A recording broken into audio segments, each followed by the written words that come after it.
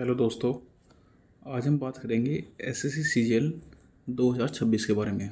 जो भी students SSC CGL की तैयारी करना चाहते हैं 2026 के लिए, तो बहुत अच्छी बात है। किसी भी एग्ज़ाम की तैयारी शुरू करने से पहले हमें उस एग्ज़ाम का पैटर्न पता होना चाहिए। तो आज हम बात करेंगे एसएससी सीजीएल के पैटर्न के बारे में। एसएससी सीजीएल का पैटर्न में 2 टीयर होते हैं, टीयर फर्स्ट और टीयर सेकंड। तो हम बारी बारी से टीयर को क्लियर करेंगे। टीयर फर्स्ट में 4 सब्जेक्ट आते हैं, जनरल इंटेलिजेंस एंड रीजनिंग। इसके 25 क्वेश्चन आते हैं, नंबर ऑफ क्वेश्चंस 25।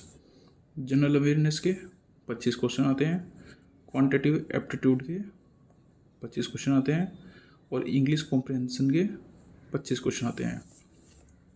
जो इनके मार्क्स होते हैं, जनरल इंटेलिजेंस के 25 क्वेश्चन आते हैं और उनके मार्क्स होते हैं 50। इसी तरह जनरल अवेयरनेस के 25 क्वेश्चन आते हैं और उसके मार्क्स होते हैं 50।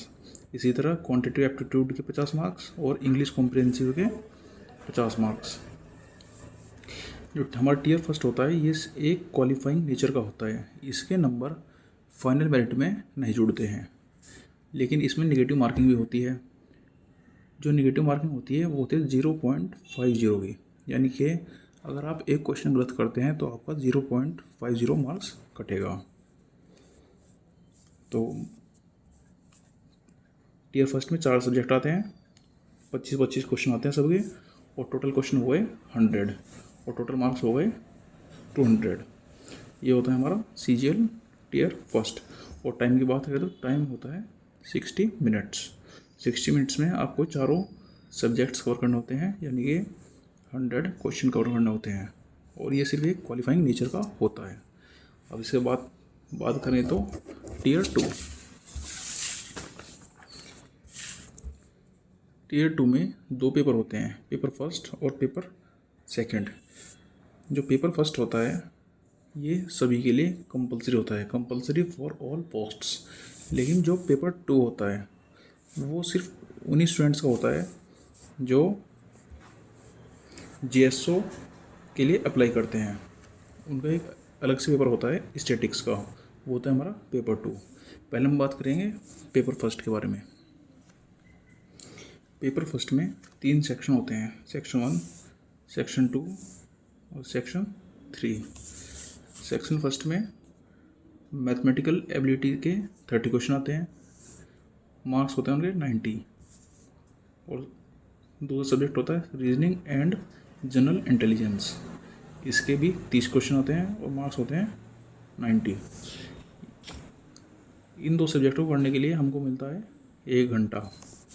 बात करें सेक्शन 2 की, सेक्शन 2 के लिए भी हमें 1 घंटा मिलता है। इसमें एक सब्जेक्ट आता है इंग्लिश लैंग्वेज। इसके होते हैं 45 क्वेश्चन और 135 मिनट, 135 मार्क्स। जनरल अवेयरनेस के 25 क्वेश्चन और 75 मार्क्स। ये होता है हमारा सेक्शन 2। बात करें सेक्शन 3 की, तो इसमें एक सब्जेक्ट होता है कंप्यूटर नॉलेज टेस्ट। इसके 20 क्वेश्चन आते हैं, 60 मार्क्स का होता है। ये क्वालिफाइंग नेचर का होता है, यानी कि इस सब्जेक्ट के मार्क्स फाइनल मेरिट में नहीं जुड़ते हैं। और इसको करने के लिए हमको टाइम मिलता है 15 मिनट। और इसमें सेक्शन 3 में ही एक एग्ज़ाम होता है data entry and speed test. इसको टाइपिंग टेस्ट बोलते हैं। ये भी एक क्वालिफाइंग नेचर का होता है और इसको करने के लिए हमें मिलते हैं 15 मिनट। ये हो गया हमारा पेपर फर्स्ट का। जो स्टूडेंट्स इस जीएसओ की या स्टैटिक्स वाली पोस्ट के लिए अप्लाई नहीं करते हैं, उनको सिर्फ यही पेपर करना होता है, पेपर फर्स्ट टीयर 2 में। लेकिन जो स्टूडेंट्स जीएसओ के लिए भी अप्लाई करते हैं या स्टैटिकल ग्रेड सेकंड के लिए अप्लाई करते हैं, उनको एक अलग से एग्ज़ाम देना पड़ता है, उसको बोलते हैं पेपर 2।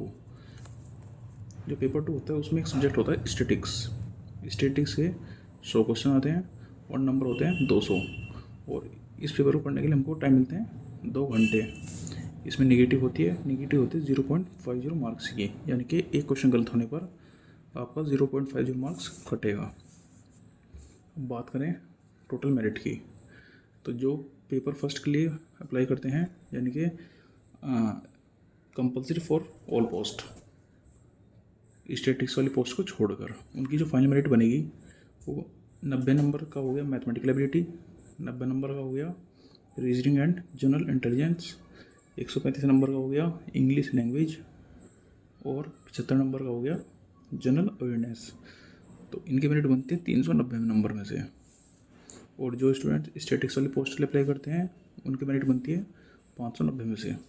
90 की मैथमेटिक एबिलिटी, 90 का रीजनिंग एंड जनरल इंटेलिजेंस, 135 का इंग्लिश लैंग्वेज, 75 का जनरल अवेयरनेस और 200 का स्टैटिक्स। तो उनकी फाइनल मेरिट बनेगी 590। टीयर फर्स्ट हमारा क्वालिफाइंग होता है, उसके नंबर फाइनल मेरिट में नहीं जुड़ते हैं। आशा करता हूँ कि आपको एसएससी सीजीएल का पैटर्न अच्छी तरह क्लियर हो गया होगा। अगर किसी स्टूडेंट्स का कोई डाउट है तो वो कमेंट करके पूछ सकता है।